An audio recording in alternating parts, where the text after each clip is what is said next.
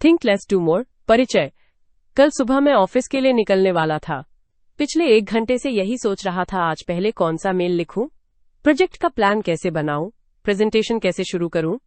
इतनी सोच में डूबा कि नाश्ता ठीक से नहीं किया और घर से निकलते समय चाबियां ही भूल गया।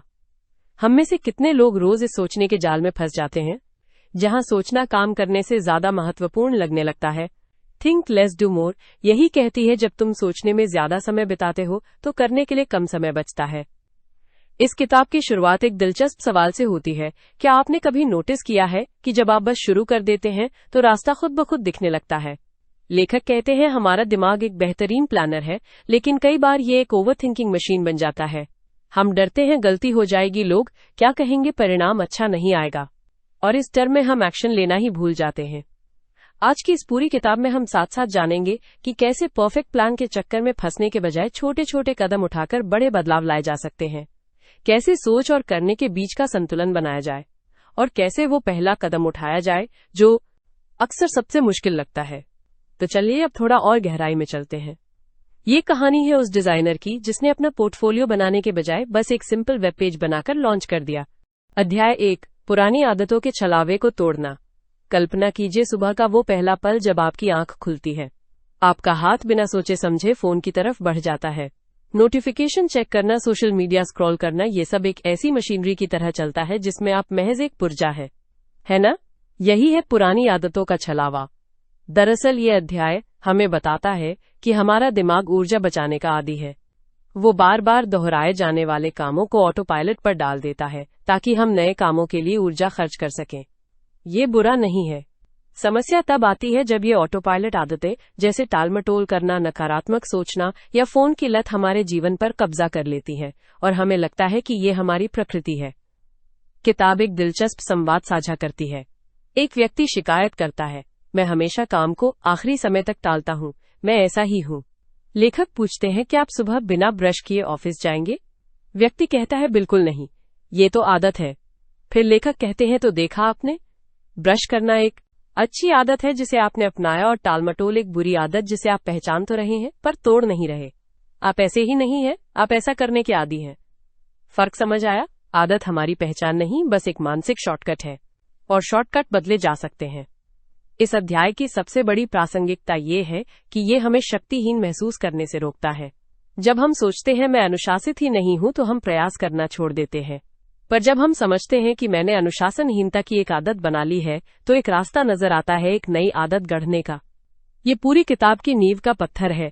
अगर हम यहाँ ये न समझ पाए कि आदतें बदली जा सकती हैं तो आगे के करने के तरीके बेकार हैं। आप उस किसान की तरह होंगे जो बंजर जमीन पर उन्नत बीज बो रहा है।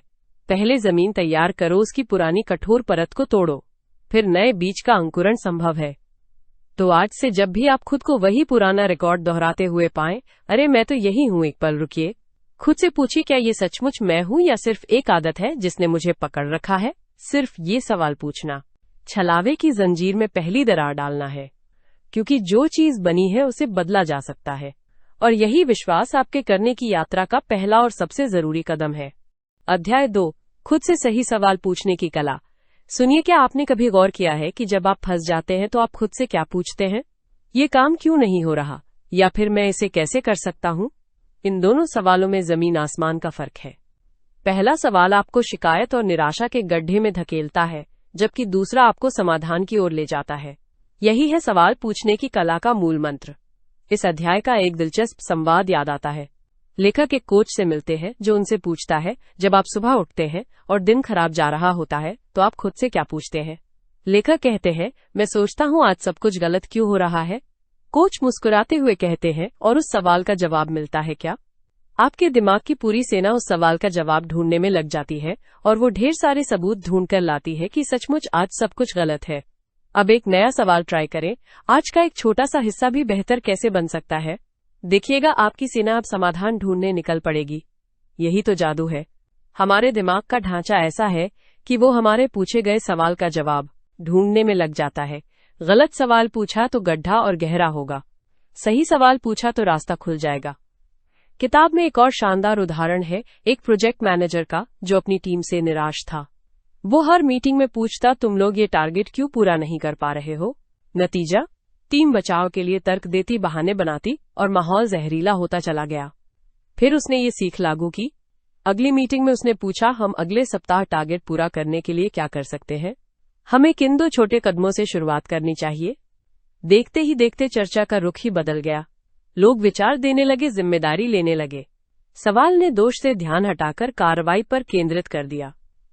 तो आप कैसे सीखेंगे ये कला? इसे सरल बनाते हैं।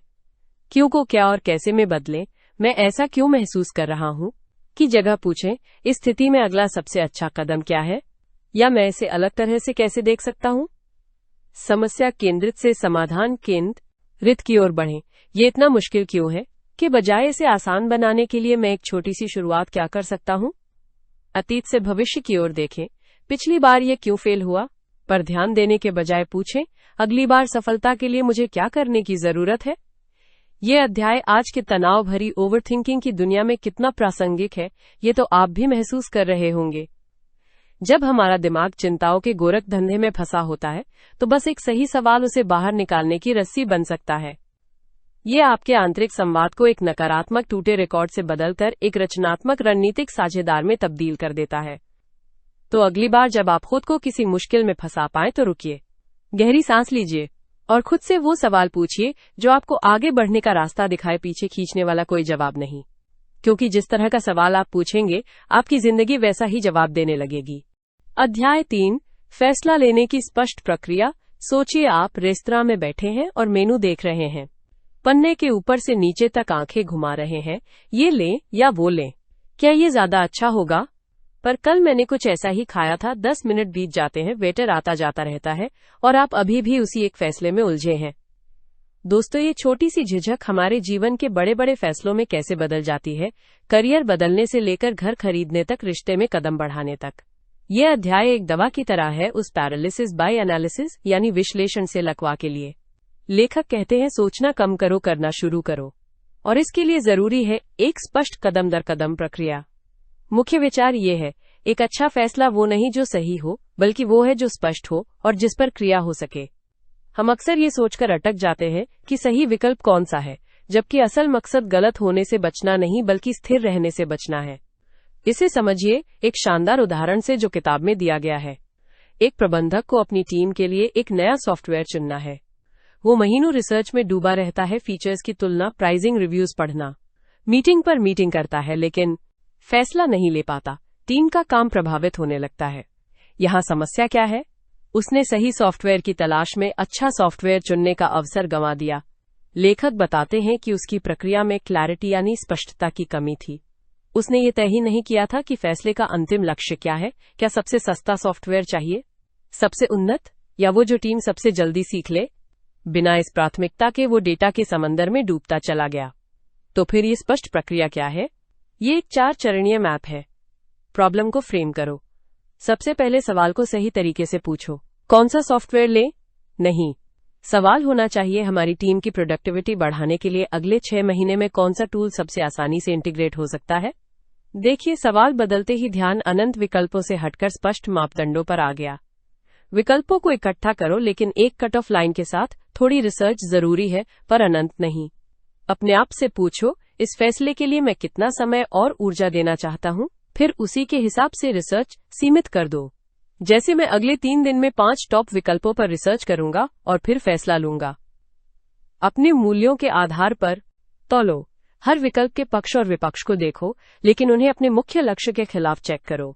खुद से पूछो, ये फैसला 10 दिन बाद मुझे कैसा महसूस कराएगा? 10 महीने बाद? 10 साल बाद? इससे छोटी मोटी चिंताएं दूर हो जाती हैं और दीर्घकालिक प्रभाव सामने आ जाते हैं। कमिट करो और आगे बढ़ो, ये सबसे महत्वपूर्ण कदम है। एक तारीख तय करो और उस दिन फैसला सुना दो, फिर पीछे मुड़कर न देखें। लेखक का कहना बिल्कुल स्पष्ट है, एक औसत योजना जिस पर आप कार्रवाई करते हैं, एक बेहतरीन योजना से कहीं ज्यादा अच्छी है जो आपकी फाइलों में पड़ी रहती है। इस अध्याय की प्रासंगिकता आज के इस युग में और भी बढ़ जाती है, जहां हमारे सामने विकल्पों की भरमार है। सोशल मीडिया हो, शॉपिंग साइट्स हो या करियर के रास्ते, हम चॉइस ओवरलोड में फंसे रहते हैं। ये प्रक्रिया हमें उस जाल से निकालकर हमारी मानसिक ऊर्जा को सही जगह लगाने के लिए मुक्त करती है, फैसले पर रटने की बजाय उस पर अमल करने में। तो अगली बार जब आप किसी फैसले में घंटों दिनों गंवाते हुए पाएं, खुद से पूछिए, क्या मैं सही के पीछे भाग रहा हूँ या स्पष्ट होकर आगे बढ़ना चाहता हूँ? याद रखिए, एक दिशा में चलना भले ही वो थोड़ी भटकाव लेकर आए, उससे कहीं बेहतर है जहां आप खड़े होकर सिर्फ रास्तों को निहारते रहें, क्योंकि जीवन वही नहीं है जो आप चुनते हैं, बल्कि वो है जो आप उस चुनाव के साथ करते हैं। इसलिए फैसला लीजिए, भले ही वो अपूर्ण हो, और फिर उसे अपनी पूरी शक्ति से जी लीजिए। आगे का सफर और रोमांचक है, क्योंकि अगले अध्याय में हम बात करेंगे उस कार्रवाई की जो इस स्पष्ट फैसले के बाद आती है। अध्याय 4, परफेक्शन के जाल से बाहर निकलना। सुनिए, एक सवाल, आपने कभी कोई ऐसा प्रोजेक्ट शुरू किया जो बस शुरू ही नहीं हुआ, क्योंकि आपको लगा सब कुछ बिल्कुल परफेक्ट प्लान होना चाहिए? मेरा एक दोस्त था, उसे अपना व्लॉग शुरू करना था, लेकिन वो फंस गया लोगो डिजाइन पर। हफ्तों तक बस लोगों के डिजाइन बदलता रहा, फॉन्ट्स ढूंढता रहा, रंगों के कॉम्बिनेशन टेस्ट करता रहा। उसका ब्लॉग एक लाइन भी नहीं लिखी गई। उसने मुझसे कहा, यार, जब तक सब कुछ परफेक्ट नहीं लगेगा, शुरू ही कैसे करूं? यही है परफेक्शन का जाल। इस अध्याय का मूल मंत्र सीधा है, परफेक्शन प्रगति की सबसे बड़ी दुश्मन है। हम सोचते हैं कि शुरुआत बिल्कुल बेदाग होनी चाहिए, नतीजा 100% शानदार होना चाहिए, और इसी सोच में हम अटक जाते हैं। क्या आप जानते हैं, एक ड्राफ्ट जो खत्म हो गया वो एक परफेक्ट आइडिया से 1000 गुना बेहतर है, जो सिर्फ आपके दिमाग में ही घूम रहा है। किताब में एक शानदार उदाहरण दिया गया है, 80/20 का सिद्धांत। इसे ऐसे समझिए, किसी भी काम का 80% परिणाम सिर्फ 20% प्रयासों से आ जाता है। बाकी का 80% समय और मेहनत हम सिर्फ उस रिजल्ट को परफेक्ट बनाने में लगा देते हैं जो पहले से ही काफी अच्छा है। सोचिए, अगर आपको रिपोर्ट लिखनी है, पहला ड्राफ्ट बनाने में 2 घंटे लगे और उसमें 80% क्वालिटी आ गई। अब आप उसे 100% परफेक्ट बनाने के चक्कर में अगले 8 घंटे सिर्फ फॉर्मेटिंग, ग्रामर और फॉन्ट साइज ठीक करने में लगा देंगे। क्या उस एक्स्ट्रा समय का फायदा वाकई मिल रहा है? शायद नहीं। पुस्तक एक और जबरदस्त बात कहती है, ये अच्छा है बहुत अच्छे का दुश्मन वाली स्थिति पैदा कर देता है। हम बहुत अच्छा चाहते हैं, इसलिए अच्छा को भी स्वीकार नहीं कर पाते, और नतीजा कुछ हासिल नहीं होता। तो इस जाल से कैसे निकले? किताब 3 सरल हथियार देती है। पहला, ड्राफ्ट हमेशा बेकार होता है, ये मान ले, लिखिए, बनाइए, शुरू कीजिए, चाहे वो कितना भी खराब क्यों न लगे। एक्टिविटी को परफेक्ट रिजल्ट से अलग करना सीखिए। अच्छे इनफ को गले लगाएं। अपने आप से पूछिए, क्या ये काम चलाऊ है? क्या ये उद्देश्य पूरा करता है? अगर हाँ, तो रुक जाइए, आगे बढ़िए। दोहराएं और सुधारें। परफेक्शन के बजाय प्रगति पर फोकस करें। पहले वर्जन को लॉन्च कर दें, फिर उस पर फीडबैक लेकर धीरे धीरे सुधारते जाएं। टेक्नोलॉजी की दुनिया में इसे बीटा वर्जन कहते हैं। यह अध्याय आज के सोशल मीडिया और हाईलाइट रील वाले दौर में और भी ज्यादा प्रासंगिक है। हम हर समय दूसरों की परफेक्ट लाइफ देखते हैं और सोचते हैं कि हमारी शुरुआत भी वैसी ही चमकदार होनी चाहिए। ये भूल जाते हैं कि उनकी उस परफेक्ट पोस्ट के पीछे भी शायद 10 बेकार ड्राफ्ट थे। तो अगली बार जब आप कोई नया काम शुरू करने से हिचकिचाएं क्योंकि सब कुछ परफेक्ट नहीं है, तो खुद से याद दिलाइए, क्या ये अच्छा है? क्या ये काम चलाऊ है? अगर हाँ, तो जुट जाइए। उस लोगों को बाद में भी ठीक किया जा सकता है। पहला ब्लॉग पोस्ट लिखिए। परफेक्ट प्लान के इंतजार में समय बर्बाद मत कीजिए, क्योंकि असली जीत परफेक्शन में नहीं, शुरुआत करने और आगे बढ़ते रहने में है। इस जाल से बाहर निकलिए और आप देखेंगे कि आपका करना आपके सोचने से कहीं आगे निकल गया है। अध्याय 5, अनिश्चितता को गले लगाना। सोचिए, आप एक अंधेरे कमरे के दरवाजे पर खड़े हैं। अंदर क्या है? एक खूबसूरत बगीचा है या एक खाई? आपका दिमाग रुक जाता है, सैकड़ों सवाल उठाता है और आप वहीं जमे रह जाते हैं। यही है अनिश्चितता का डर, और यही वो जाल है जो ज्यादा सोचने की आदत को जन्म देता है। इस अध्याय का मूल मंत्र है, निश्चितता की प्रतीक्षा करना जीवन को छोड़ देने जैसा है। किताब एक दिलचस्प तुलना करती है। पुराने दुनिया के नक्शे पर जहां जमीन खत्म होती थी, वहां लिख दिया करते थे, यहां आगे ड्रैगन्स है। वे नहीं जानते थे कि आगे क्या है, तो उन्होंने डरावनी कल्पना भर दी। क्या आपका दिमाग भी अनजान भविष्य के लिए ऐसे ही ड्रैगन्स गढ़ता रहता है?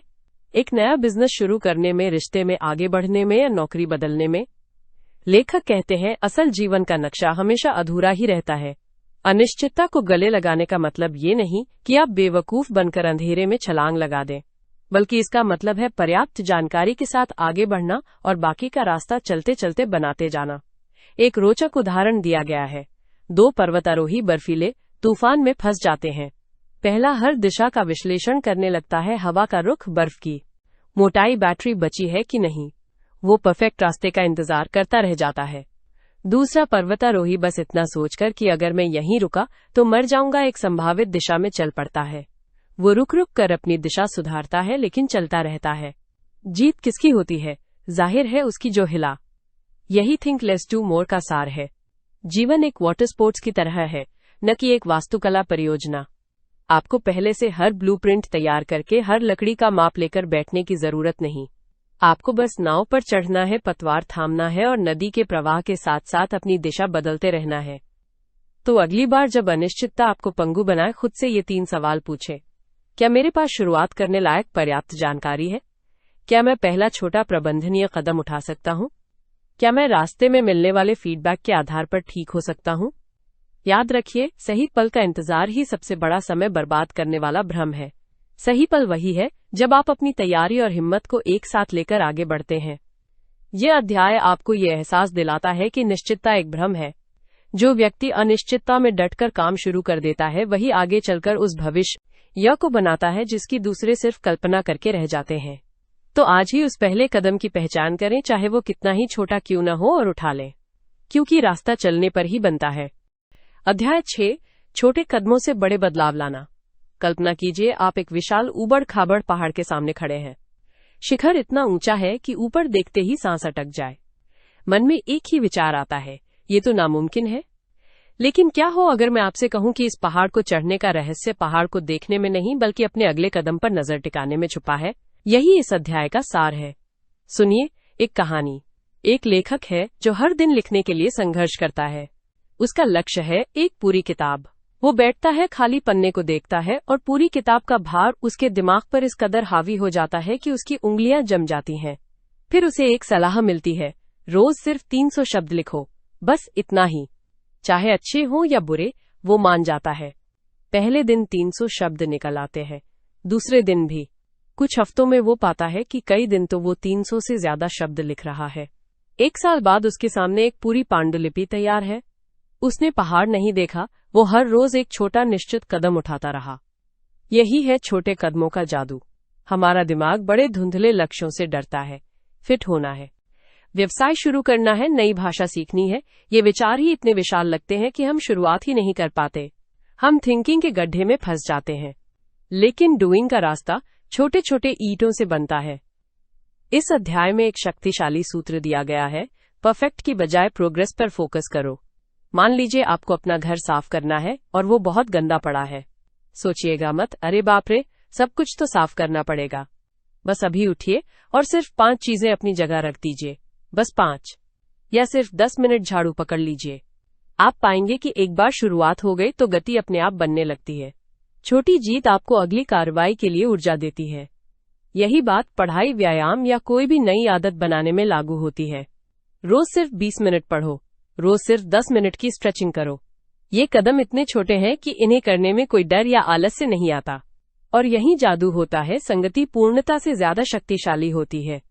रोज का छोटा छोटा प्रयास समय के साथ एक अटूट चट्टान की तरह जम जाता। तो अगली बार जब कोई बड़ा लक्ष्य आपको डरा रहा हो, तो अपने आप से पूछिए, इसका सबसे छोटा, सबसे आसान पहला कदम क्या हो सकता है?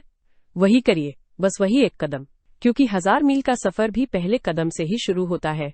और ये अध्याय हमें यही याद दिलाता है कि बड़े बदलाव की कुंजी बड़ी छलांग में नहीं, बल्कि लगातार उठाए गए छोटे छोटे समझदार कदमों में है। आज ही वो एक छोटा कदम उठाइए और देखिए कैसे ये आपको उस पहाड़ की चोटी तक पहुंचाने लगता है। अध्याय 7, करने और सोचने के बीच संतुलन बनाना। आपने शायद सुना होगा, बिना सोचे समझे काम मत करो। और फिर एक दूसरी कहावत है, ज्यादा सोचोगे तो पछताओगे। तो सही रास्ता आखिर है कहाँ? यही सवाल इस अध्याय का केंद्र है। सुनिए एक किस्सा।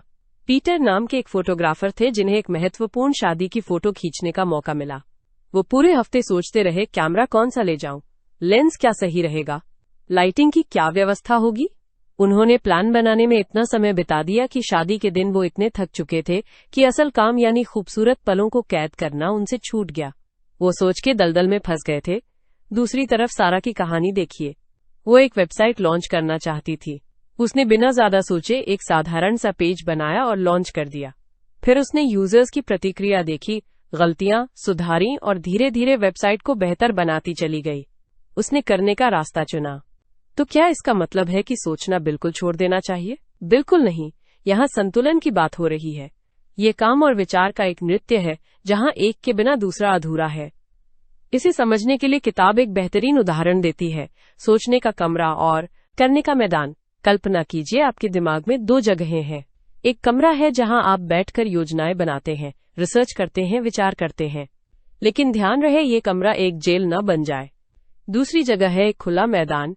ये वो जगह है जहां आप अपनी योजनाओं को अमल में लाते हैं, प्रयोग करते हैं, गिरते हैं और सीखते हैं।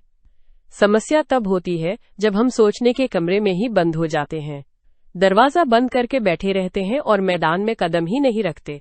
असली जीवन, असली सीख, असली सफलता तो उस मैदान में मिलती है। तो संतुलन कैसे बनाएं? किताब एक सरल फॉर्मूला सुझाती है। थोड़ा सोचो, जल्दी करो, फिर सीखो। इसे ऐसे समझिए, आपको एक प्रेजेंटेशन देना है। थोड़ा सोचो, मुख्य बिंदु तय कर लो, शुरुआत और अंत सोच लो। फिर जल्दी करो, एक ड्राफ्ट बना लो, कुछ स्लाइड्स तैयार कर लो, किसी दोस्त के सामने प्रैक्टिस कर लो। अब फिर सीखो। प्रैक्टिस से आपको पता चलेगा कि कहाँ कमी है, कौन सा हिस्सा उबाऊ लग रहा है। अब आप वापस सोचने के कमरे में जा सकते हैं और उन्हीं चीजों पर सोच सकते हैं जिनकी वाकई जरूरत है। ये अध्याय हमें ये याद दिलाता है कि परफेक्ट प्लान जैसी कोई चीज नहीं होती।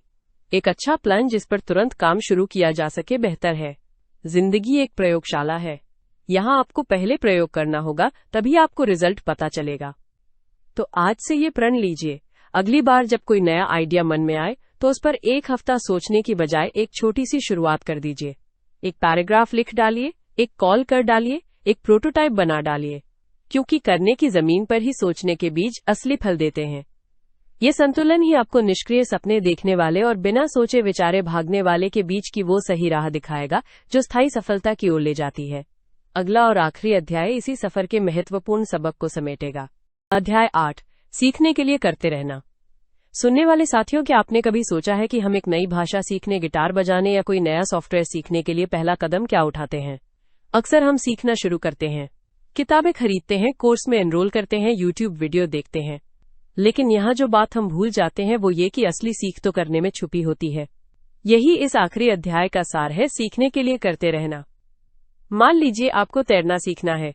आप तैराकी की बारीकियों पर 10 किताबें पढ़ लें, सभी स्ट्रोक्स के वीडियो देख लें, लेकिन जब तक आप पानी में उतरकर हाथ पैर नहीं चलाएंगे तब तक आप तैराक नहीं बन सकते। पहला डुबकी लगाना डरावना हो सकता है, शायद आप पानी निगल भी जाएं, लेकिन उसी करने की प्रक्रिया में आपका शरीर और दिमाग सीखता है कि पानी के साथ कैसे तालमेल बनाना है। इस अध्याय में एक शानदार उदाहरण दिया गया है। एक व्यक्ति जो पहली बार साइकिल चलाना सीख रहा था, वो बार बार गिरता था, उसके घुटने छिल जाते थे, उसके दिमाग में सैकड़ों सवाल चल रहे थे। क्या मैं संभल पाऊंगा? बैलेंस कैसे बनाऊं? लेकिन उसने हार नहीं मानी। हर बार गिरकर वो दोबारा कोशिश करता और एक दिन अचानक ऐसा लगा जैसे साइकिल खुद ही चलने लगी। उसने करके सीख लिया था। उसके दिमाग और मांसपेशियों ने आपस में एक समझौता कर लिया था जो किताब पढ़ने से कभी नहीं हो सकता था। दरअसल हमारा दिमाग एनालिसिस पैरालिसिस यानी विश्लेषण के अंधे में फंस जाता है। हम सोचते रह जाते हैं, योजना बनाते रह जाते हैं और शुरुआत ही नहीं कर पाते। इस अध्याय का संदेश स्पष्ट है, सीखना एक एक्शन वर्ब है, न कि थॉट वर्ब। आप जितना करेंगे उतना सीखेंगे। अब आप सोच रहे होंगे, लेकिन गलतियां तो जरूर होंगी।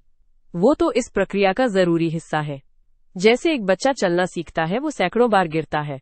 हर गिरना उसे ये सीख देता है कि बैलेंस कैसे न बिगड़े। अगर वो गिरने के डर से खड़ा ही ना होता तो कभी चल नहीं पाता। तो चाहे आप नई नौकरी शुरू कर रहे हो, नया बिजनेस या कोई हॉबी, इस अध्याय की प्रासंगिकता आज के इस तेज दुनिया में बहुत ज्यादा है। ज्ञान इंटरनेट पर उपलब्ध है, लेकिन अनुभव और कौशल सिर्फ करते रहने से ही आता है। सीखने का चक्र कभी खत्म नहीं होता। एक लक्ष्य पूरा होते ही नई चुनौती सामने आ जाती है और तब आप फिर से वही करते हैं, शुरुआत करते हैं, गलतियां करते हैं, सुधारते हैं और आगे बढ़ते हैं।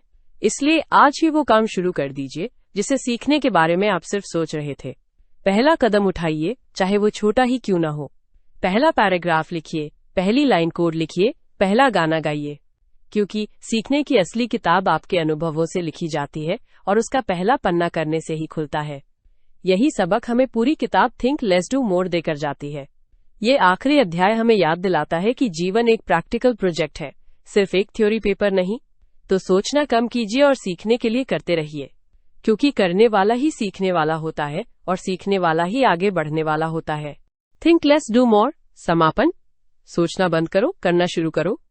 सोचिए वो कारपेंटर जिसके दिमाग में हजारों अलमारियों के डिजाइन घूम रहे हैं, लेकिन उसकी वर्कशॉप में एक भी अलमारी तैयार नहीं है। या वो लेखक जिसने अपने उपन्यास के बारे में इतना सोचा कि पहला वाक्य लिखने का सही मूड ही नहीं आया। हम सब कभी न कभी इस जाल में फंसते हैं, परफेक्ट प्लान के इंतजार में प्रोग्रेस को टालते रहना। यही तो है थिंक लेस डू मोर का दिल। किताब कहती है सोचना महत्वपूर्ण है, लेकिन सोच के दलदल में फंस जाना घातक है। असली सीख, असली समाधान, असली मास्टरी एक्शन में छुपी है। याद कीजिए वो प्रयोग जहां 2 ग्रुप को एक ही काम दिया गया, मिट्टी के बर्तन बनाना। पहले ग्रुप से कहा गया कि वो सिर्फ एक परफेक्ट बर्तन बनाए। दूसरे ग्रुप से कहा गया कि वो जितने हो सके उतने बर्तन बनाए। नतीजा, जिन्होंने सिर्फ क्वांटिटी पर फोकस किया, उनके बर्तन क्वालिटी पर फोकस करने वाले ग्रुप के एकमात्र बर्तन से कहीं बेहतर थे। क्यों? क्योंकि उन्होंने करके सीखा। हर गलती एक सबक बनी, हर नया बर्तन पिछले से बेहतर। यही फंडा है जिंदगी का भी। हम अक्सर स्टार्टिंग लाइन पर ही इतना सोचते रह जाते हैं कि फिनिश लाइन की ओर कदम ही नहीं बढ़ाते। किताब हमें याद दिलाती है, पहला ड्राफ्ट हमेशा खराब होता है, पहला व्यवसाय विचार अधूरा होता है, पहला स्केच अजीब लगता है, लेकिन पहला कदम ही वो जादुई कुंजी है जो दरवाजा खोलती है। सोचने से आपका माइंड मैप बनता है, लेकिन करने से आपका रोड मैप बनता है। तो आज से ही एक छोटा सा वादा करें, अगली बार जब कोई विचार आए, कोई इच्छा जागे, बस पहला सबसे छोटा, सबसे मामूली कदम उठाएं। किताब लिखनी है, पहला पैराग्राफ लिख डालें, चाहे वो कैसा भी हो। वॉक शुरू करनी है, पहले 5 मिनट के लिए घर से निकल जाएं। सिलाई सीखनी है, एक सीधी लाइन सिलने का प्रयास करें। एक्शन प्रेरणा को जन्म देता है, प्रेरणा और एक्शन को जन्म देती है। ये चक्र शुरू हो जाए तो फिर आपको रोकना मुश्किल है। समापन। तो दोस्तों, ये था थिंक लेस डू मोर का सार। सोच के भंवर में घूमना छोड़िए और कर्म के सागर में उतर जाइए, क्योंकि जीवन उन लोगों का इंतजार नहीं करता जो सही पल का इंतजार करते रह जाते हैं। आपने आज पूरी एक किताब हमारे साथ सुनकर एक दिन में ही अपनी सोच पर एक शानदार निवेश किया है। इसके लिए आपका बहुत बहुत धन्यवाद। अगर ये सफर आपको पसंद आया तो इस ज्ञान को और लोगों तक पहुंचाने में हमारा साथ दीजिए। लाइक करिए, शेयर करिए, और अगर आपने अभी तक सब्सक्राइब नहीं किया है तो बेल आइकन दबाना न भूलिए। ऐसी ही और किताबों का सार आप तक पहुंचते रहे, इसके लिए ये जरूरी है। ये सफर अभी खत्म नहीं हुआ, बस एक नया मोड़ ले रहा है। तब तक के लिए सोचें, कम करें ज्यादा। नमस्कार।